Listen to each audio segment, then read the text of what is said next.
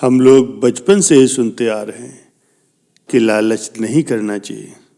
लालच बुरी भला होती है, लेकिन फिर भी हम सभी में लालच का भाव आ ही जाता है। हम सभी में संतोष होना बेहद जरूरी है। अगर ऐसा न हुआ तो कहते हैं कि लालच में दोनों गए, माया मिली न राम। प्यारे सज्जनों, बहुत प्राचीन समय की बात है। एक संत जी थे जिनकी कथा हर रोज एक नांग सुनने के लिए आया करता था। वहाँ पास के गांव में एक ब्राह्मण अपने परिवार के साथ रहते थे।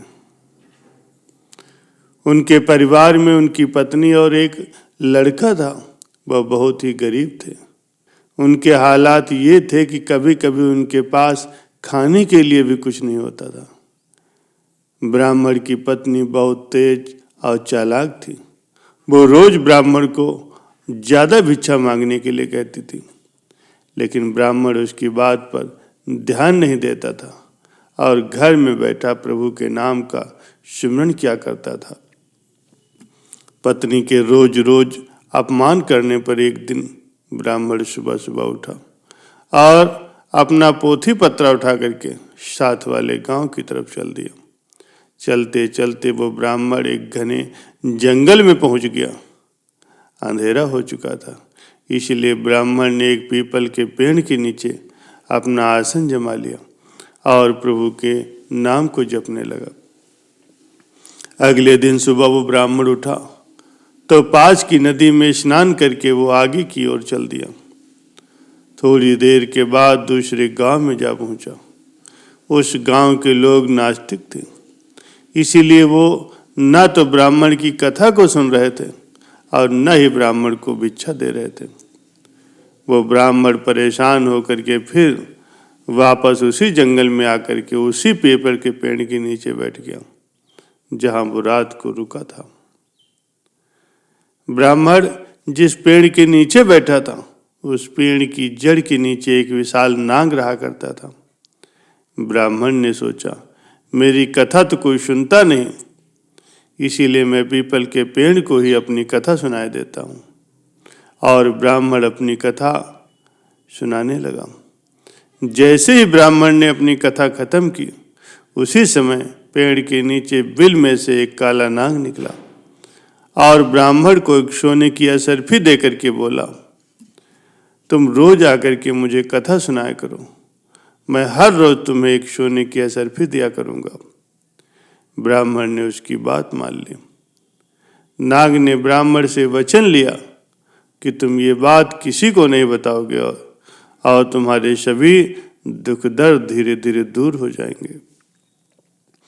अब ब्राह्मण का रोज का ये नियम बन गया। वो हर रोज सुबह उठता और अपना पोथी पत्रा लेकर के उस पीपल के पेड़ के नीचे पहुंच जाता। वहां बैठ करके वो कथा सुनाता। कथा समाप्त होने पर काला नाग बिल से बाहर आता। अब ब्राह्मण को एक सोने की असरफी भेंट करता। देखते देखते वो ब्राह्मण खूब धनवान हो गया। ये देखकर गांव वालों में चर्चा होने लगी कि ब्राह्मण के पास आखिर इतना धन, इतनी संपत्ति कहाँ से आ रही है। लगता है जरूर ये कोई गलत सलत काम करता है। ब्राह्मण लोगों की बातों पर कोई ध्यान नहीं देता था। वह नियम से अपना काम करता था। एक दिन गांव की कुछ औरतें उस ब्राह्मण के घर आई और उसकी पत्नी से पूछने लगी कि तुम इतनी जल्दी इतने धनवान कैसे हो गए? आपके पति रोज कहाँ जाते हैं? उनकी कथा रोज रोज कौन सुनता है? औरतों की बातें सुन करके ब्राह्मण की पत्नी के मन में भी संदेह हो गया। जैसे ही ब्राह्मण शाम को घर आया, उसकी पत्नी ने पूछा, आपको ये धन कहाँ से मिलता है? ब्राह्मण ने उसकी बात सुन करके कहा, तुम्हें इससे क्या लेना देना? ये कह करके ब्राह्मण ने उसकी बात को टाल दिया। ब्राह्मण की पत्नी को पति की बात सुन करके और भी ज्यादा संदेह हो गया और वह ब्राह्मण से लड़ने झगड़ने लगी। उसने ब्राह्मण को सब कुछ बताने के लिए मजबूर कर दिया। ब्राह्मण ने नाग की सारी बात उसे बता दी, जिस वजह से उसकी पत्नी के मन में लालच जाग गया। उसने ब्राह्मण के खाने में नशे की दवा मिला करके अपनी बेटी से बोली, बेटा पीपल के पेड़ के पास जाओ और उस नाग को मार करके उसकी सारी संपत्ति ले आओ। ब्राह्मण का लड़का पोथी पत्र लेकर के वहां गया और पीपल के पेड़ के आगे बैठ करके कथा सुनाने लगा। कथा पूरी होने पर वो नाग बाहर आया, उसको सोने की असरफी देने लगा। तभी लड़के ने कुल्हाड़ी से नाग पर वार कर दिया, जिससे नाग की पूंछ कट गई। नाग ने पलट करके लड़के को डस लिया, जिससे लड़के की मौत हो गई। उधर जब ब्राह्मण उठा तो उसने देखा कि उसका पोथी पत्रा सब गायब है। उसकी समझ में आ गया कि जरूर कोई गड़बड़ है। ब्राह्मण जल्दी जल्दी पीपल के पेड़ के पास पहुंचा। उसने देखा कि वहां उसका लड़का मरा पड़ा है। ब्राह्मण को देख करके नाग बिल से बाहर आया और उससे बोला कि मैंने तुमसे कहा था कि सोने की असरफी की बात तुम किसी को नहीं बताओगे। तुम्हें अपने पुत्र की मौत का दुख है तो मुझे मेरी पूंछ कटने का दुख है, और मैं तुम्हें श्राप देता हूं कि तुम्हारी जो संपत्ति मेरी वजह से बनी है वो सब खत्म हो जाएगी।